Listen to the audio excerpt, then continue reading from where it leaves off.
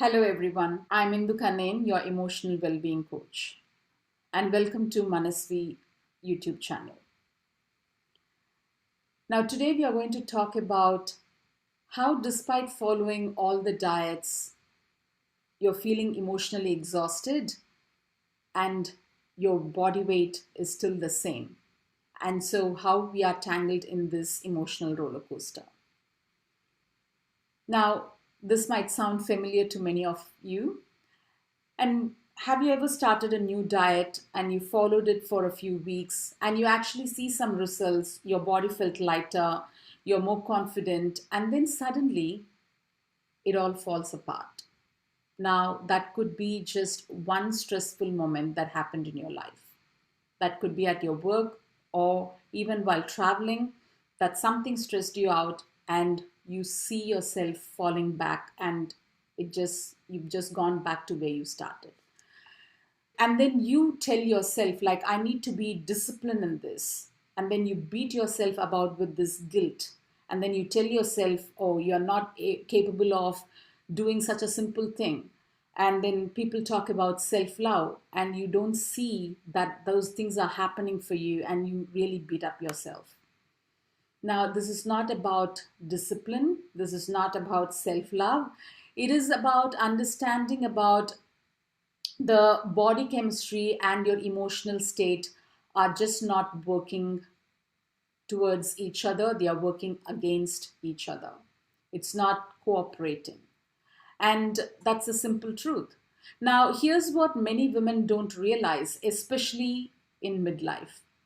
Now we start to eat clean diet or healthy diet because we've been told as we age, you need to change your diet, the way you eat and what you eat, and then we adapt to that. So probably you have started eating really healthy diet, which means a good amount of protein and a considerable amount of fat and then low carbs or any kind of combination that could be keto or any other way of eating as a healthy way.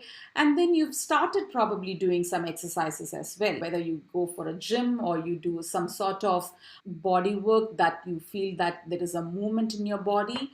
And all of this you've been doing, but then what's happening inside is, especially in midlife, there is something that you have developed without knowing, and that could be called insulin resistance. Now, that is actually stopping you from losing weight, and that becomes a struggle. So you might think, I'm doing all the right things I've been told to do. I'm following the diet, I'm eating healthy food, I do my exercises, but all of that I could see in the weighing scale, there's nothing changing. Like it's just the same number that I could see every day or every week, and there's nothing much improvement. But you could see some change, but then you regain back. And that's because of this insulin resistance, right?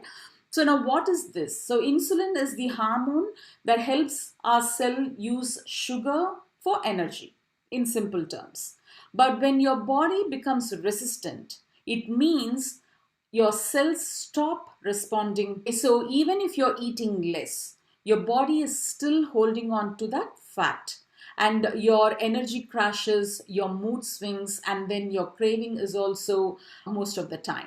So now, how does the emotional aspect fall into this? Now, this is a very important and interesting aspect as well. Now, the emotional piece is like when your blood sugar goes up and down all the day, which means it's fluctuating. It's not just the energy that crashes, it's your emotions as well. And so you might feel motivated during the day and then suddenly feel irritable or anxious or feel deflated, and you're not able to have that stability throughout the day.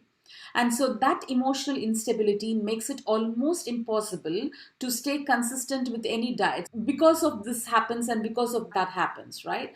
So then what happens is then you start to binge and you think you're a weak person, but it is not about that. You binge because your brain is screaming for a balance, an emotional balance, right? And that's when that happens, when you're eating or when you're not following what you said that you would follow, when you see the weight is not reducing, you fall into this stress pattern, or you feel guilt and you feel frustrated and disappointed, and all these emotions kick in. And that's what happens, and then the cycle repeats. And then, because now you felt that too bad and you want to really keep up, then you start doing again with the dieting and whatnot, and then this cycle keeps repeating. And I have been in that victim state as well, and I really had to work through my emotions first for me to come out of that vicious emotional roller coaster cycle. Okay, so the diet mostly it focuses on what to eat, but not why your body keeps asking for food, or even when you're not hungry. That part is not been actually been told or been explored by many in the medical side. So they don't teach us how to regulate the emotions that drives those cravings, or it's not allowing us to move forward. It keeps you stuck in a phase where you're not feeling emotionally good to move forward, to navigate through. So that's why so many women say, I was doing so well, and then life got stressful, I lost control. And food is not a problem, it is the emotional regulation problem. So it's emotional regulation and how the body handles the stress and the insulin. These are the two things it's important for us to be aware. And once we are aware, we are able to then regulate it and manage how to go about it. So now what happens inside our body is, when we are emotionally stressed, the body releases cortisol, which is the stress hormone. Now the cortisol tells the body, hold on to the energy, store more fat. Okay, because it's in the stress response. So it also makes insulin resistance worse because of this. So every time you're in this emotional chaos, even if you eat clean, your body isn't able to let go of the weight because it doesn't feel safe. So that is why it is important for us to regulate our emotions. And in Manasvi healing, we don't talk much about calories. We don't focus on particularly about reducing your body weight. We do talk about how to live a healthy life, how to have your healthy body, but we don't particularly talk about calories, for the fact I'm not a nutritionist, and also for the fact that through my experience for the weight loss itself, it's for you to understand what is your emotional stress, what is the emotional roller coaster, what has been the trigger point even for you to add on to that extra weight in your body, right? So we clear those emotions, and so then it becomes easy for you to stick to any new way of healthy eating or doing exercises regularly and be consistent. So you create the momentum, and thereby you're able to not to feel stress, and the stress response you're regulating it by doing some somatic practices within the Manasvi healing. And then you understand you're safe, and you're actually now able to follow what you have to follow. So then you're able to see the results in terms of body weight going down. Yeah, so that's what we do in Manasvi healing. And we talk about how to regulate the emotions in the 5 hour method. Once we reflect on why this is happening, then we work on the emotional release aspect, and then we talk about the rebalancing of your internal and external energy, and then we work on the rewiring of the stories or the beliefs and the values what you have for yourself. All those things we touch base, and then the final part is you feel reignited, when then, which means you're moving towards your goal much more faster. Say, even if it is 3x time, that is even more faster than where you have started, because that was when you started, it's in the stuck energy, but now you're able to move really forward. Yeah. And so, because body needs to understand it is safe, that is important. And so in the Manasvi journey, we first help release the emotional baggage, as I mentioned.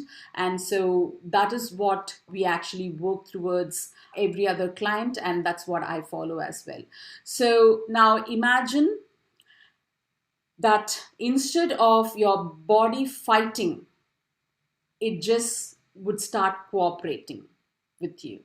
And so what happens is when we release the emotions, the baggage, you begin to make better decisions as to standardizing your diet and understanding what is actually working well for you. You intuitively start to make some decisions and eat the food that is good for you, and you work on your movement, and then you work on your regulating your energies. All these things is not forceful from the outside, but it will naturally happen from within you.